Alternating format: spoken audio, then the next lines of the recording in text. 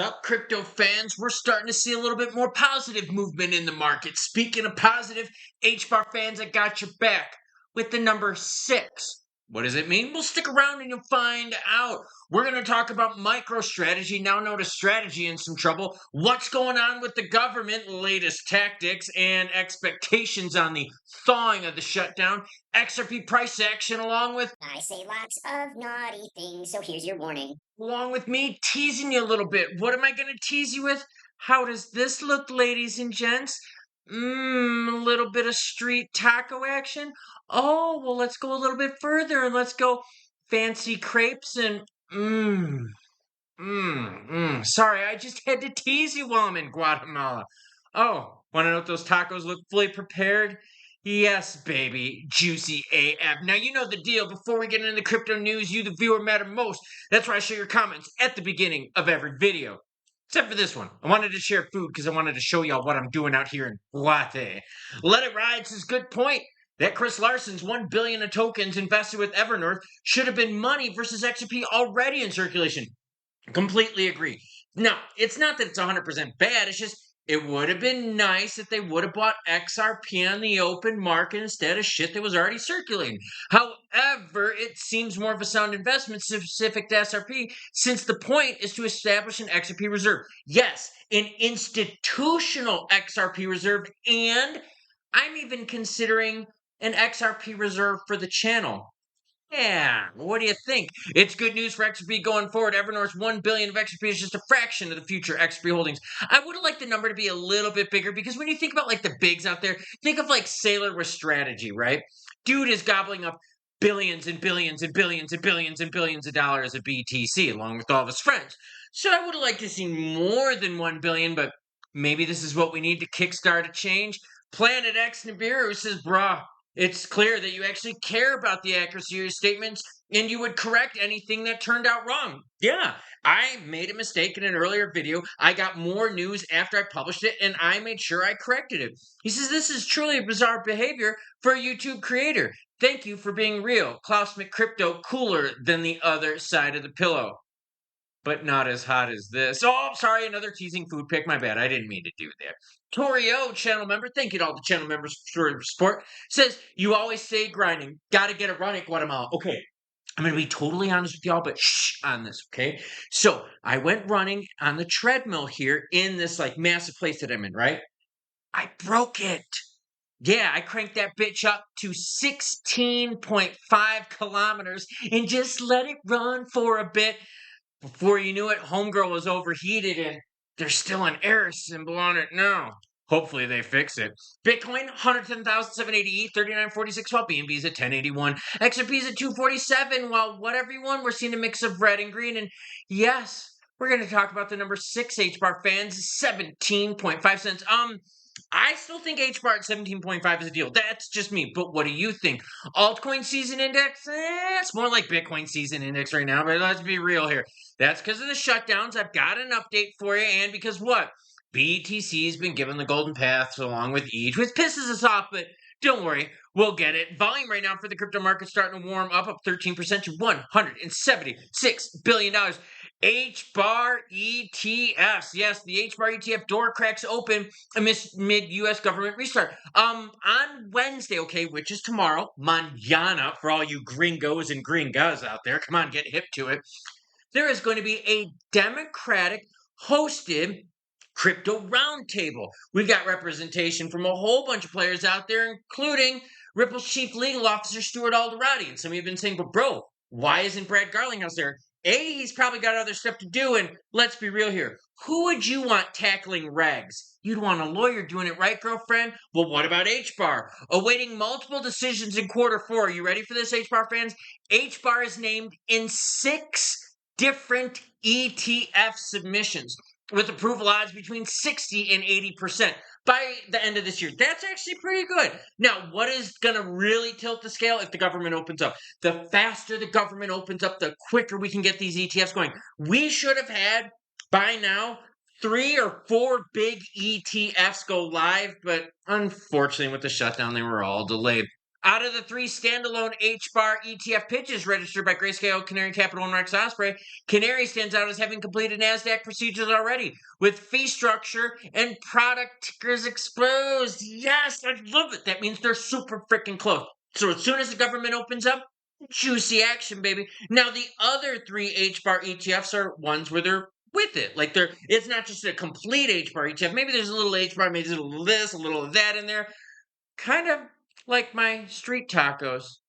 They have a little bit of cilantro, a little bit of onions, some hot sauce. You know the deal. Sorry, I'm teasing. What are you going to do about it? U.S. political turmoil tests institutional confidence as crypto ETFs bleed. Maybe we should rephrase this as BTC and ETH ETFs bleed. US spot Bitcoin and ETH ETFs extended their losing streak on Monday, marking another day of outflows. Okay, but listen to these numbers and you tell me if this is anything we should be worried about. BTC ETHs recorded a $40 million net outflow. You heard exactly what I said, a $40 million net outflow. ETH saw a similar problem with a $145 million outflow. But does that really matter? Because when you look at it, listen to these numbers. The cumulative net inflow for spot BTC ETFs now stands at $61.5 billion. So who gives a fuck about 40.47 million? Well, I mean, if I lost that money and it was mine, I would care. But I mean, come on. What is 40.47 million out of 61.5 billion? Yeah, you got to multiply that shit by a ton, close to 150. And what about ETH? Yeah, they were out how much? 145 million, but now they have a bunch more. So, just throwing it out there. You got a little bit of outflows, but for real, these outflows aren't that much. Look what happens when I zoom out. And remember, you got to look at trends in 2 different ways. You want to know the near-term trend, but you also want to know what the overall gross trend is. Look at that. Look at how many of these bars are up versus down. So yes, have we had some outflows here recently? Sure. But look at all the big, juicy inflows. So yes, you're always going to have stuff kind of go a little sideways every once in a while. And that happens in our own personal lives too, doesn't it? I mean, for all of us that are married, for all of us that are dating, and for all of us that are hooking up with our side actions, things don't always go smooth with them, right? Right. But overall, as long as you have more smooth days than bad days, you're cool with the person that you're with, right?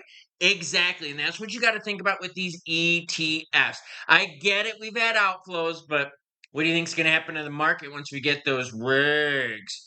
I don't know. I don't know if BTC is going to benefit from them because they already got the golden pass. The alts are going to benefit. MicroStrategy, better known as strategy stock, faces a rude wake-up call as the NAV plunges. I just want to share with you something in terms of their charting here. The daily chart reveals that MicroStrategy stock price remains on edge despite falling from 36% from its highest point this year. Moved from a high of 456 in June to 292 today. Okay, so here's their stock. What do you notice about it? Yeah, pumps and dumps. Also, when was the worst time of that? Yeah, the March through April time frame. And then the BTC market picked up, and then we got a little soft. So yeah, even the stocks that mimic those crypto companies are facing the same patterns. So MicroStrategy stock anywhere near the tip? Hell no, girlfriend. But again, better than it was. And what did I say? What do you have to do sometimes? Sometimes you got to look at trends 2 ways. What's your near-term trend and what's your overall gross trend? There's the overall gross trend for MicroStrategy strategy. I keep saying MicroStrategy because their damn ticker is still fucking MSTR. I know, they're going to leave it at that. So strategy, look at that. Would you be worried if that was your chart? Sure as shit doesn't look like it, does it? Oh, the government shutdown. Yo, you got to see this stuff. Okay, government shutdown updates as GOP senators meet with Trump at the White House in day 21. Senate Republicans met with President Trump at lunch in the White House on day 21 of the shutdown, where they presented a united front to call for Democrats to vote to extend the funding. So essentially what you're seeing here is the Republicans are going, we're not going to cave. It's the Democrats that have to lean in right now. The president said Republicans will not be extorted into giving the Democrats' demands, an indication that an end of the shutdown remains far off. Democratic leaders called the lunch a pep rally and said they reached out to the president for hopes of kickstarting negotiations over a potential deal to extend healthcare tax credits. Well, there's a little problem, though. The Republicans ain't going to do that.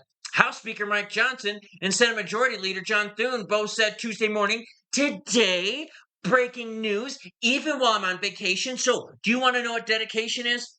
How about me working for you while on vacation? Yeah, pretty good, eh? House Speaker Mike Johnson and Senate Majority Leader John Thune both said what? The November 1st, 21st funding deadline in the GOP bill might need to be extended if the shutdowns drag on, because they said the Democrats are eating the clock. So essentially that bill that they're talking about, like this temporary bill, only would get us going to November 21st, and then we have to go through all this bullshit again. So what they're saying is look, since we're fucking around so much, we might have to create a little bit more of an extension and get this thing going through to December. The shitty part about it is what? We'd have to chew through the poop sandwich again in December. Schumer says he and Jeffries reached out to Trump to sit down and negotiate with us. On the opposite sides of the aisle, Senate Minority Leader Chuck Schumer said at his weekly news conference that he and Jeffries reached out to the president today and urged him to sit down and negotiate with us to resolve the health care crisis, address it, and end the Trump shutdown. Schumer blasted Senate Republicans for holding what he called a pep rally for another lunch at the meeting at the White House. They're at the White House today, not for negotiations or work on any path for a shutdown, but for a pep rally, Schumer said. Apparently, Republicans don't have the time of day to fix people's health care to lower costs, but there's plenty of time for a photo op to celebrate their pain. Look, I'm going to be completely fucking fair with everyone here. Health costs are not going down. Health costs in the United States are not cheap at all. They keep going up double digits every year. It doesn't matter if you got Obamacare. It doesn't matter if you have private insurance. The shit is expensive and the coverage is worse every year. So, I'm just going to make a fair statement. This has nothing to do with the Republicans. This has nothing to do with the Democrats. But health insurance is an effing mess in this country. Well, not the country I'm in right now. I'm in Guatemala right now. But in Los Estados Unidos, where I live and where a lot of you live. The thing is this. Them agreeing on this is not going to help healthcare costs come down. Be honest with me here. For all of you watching, for all of you that live in the United States, have you seen a drop in your premiums? A drop in healthcare premiums. I'm sorry. No, it's not going to fucking happen. Why? Because the healthcare premiums keep going up because the insurance companies aren't getting regulated correctly with caps that are appropriate for us, and they're greedy sons of bitches. XRP price, we're sitting at $2.46. Volume, healthy $5 billion. I like this, and I got to be honest with you. I've been thinking about creating an XRP strategic reserve for this channel. Yeah, I think it would be pretty cool. I know y'all are like, but bro, it's going to be so small, bro. It's peanuts. So what? Maybe I can encourage other channels to do the same, and maybe we can add all those small peanuts together and turn it into something juicy. Yeah, I know we don't have the buying power of the $1 billion Evernorth action, but you got to start somewhere, right? Currently, right now, XRP faced a little resistance just north of the 250 mark. What's interesting about this is this lines up with the 7-day resistance point. So as you see no changes with the government, you also see no changes with XRP in terms of breaking through that resistance. It is nice to see that we are a little bit higher up here from this nastiness a little bit ago. But remember, why is that? Because the United States and China are negotiating trade talks. So Republicans and Democrats aren't meeting together, but the United States and China is when it comes to trade. And for me, it's been a mixed emotion day. I took my wife to the airport today, La Aurora International Airport, and I watched her get on a plane and fly away. The cool part, though, was that my daughter flew in and arrived a half hour before we had to get my wife to their version of TSA. So my wife and daughter actually got to see each other because my wife missed my daughter, sorry, and I did too. But I knew my daughter was going to come here. My wife didn't know if she'd be able to see her, but I booked their flights so that there was this little window where the two of them could at least hang out, hug each other, exchange embraces, and exchange sabaditas. There you go. And I thought that was a cool thing. Now, in terms of crypto, though, I will admit I am frustrated. I'm frustrated that we've got all these ETFs coming, but they're all delayed. Why? Because of the SEC. And think about this. Why couldn't the SEC approve them 30 days ago when the previous deadlines were there? Instead, what do? Delay, delay, delay. And because they delayed, and now we have a government shutdown, we got more delays. So those 6 HBAR ETFs, they're on hold right now, along with the rest of the ETFs, because the government only has money for emergency things. So, for instance, the SEC right now, you know what they're tackling, right? Fraud cases. That's all they got the manpower for is fraud cases. So any like approvals and shit like that, paperwork is just stacking up on someone says, look, okay, I get it. There's no fucking paperwork anymore. We all do shit via email. We all, sext our chicks using Snapchat and all that kind of stuff because it deletes right away. Whoa, no. There's no more paper, but the digital inbox is getting bigger, and bigger. Now, I'm absolutely enjoying myself in Guatemala City. This is going to be my daughter's second time here this year. And if you want to follow our exploits in this amazing city and wink, wink, nudge, nudge. We're going to go back to Antigua, too. I wanted my daughter to see Antigua, so I wanted to spoil her a little bit. My kids are good. I've got amazing kids. Love my kids. Want to see that? It's linked in the description down below. Check out my Guatemala coverage. Hit that subscribe button. Help a brother out. And, of course, choo-choo what? Oh, I'm sorry. You don't have street food tacos with all the fixings? Well, then you better bring your butt on down here to Guatemala, hang out in Zone 4. If you're not, a little weenie hut, go up to Zone 1, go to a commissary, hang out, ask people, para comer aquí. My Spanish sucks, but they understand what I'm saying. And they serve you the best food. So, Guatemala, Zone 4, titties. Coolest zone ever. Coolest little like mini district of a city I have ever been in. I've traveled to so many places. Go to Zone 1 for the history and go to my second channel so you can see more about this amazing country. So choo choo what? Well, there's a storm coming and my tacos are getting cold, so it's choo choo bitches. And me eating tacos and you having to not eat Guatemalan tacos. Unless you're in Guatemala right now, and there's probably a couple of you watching that are in Guatemala right now, so you will be able to eat those tacos. Choo choo bitches.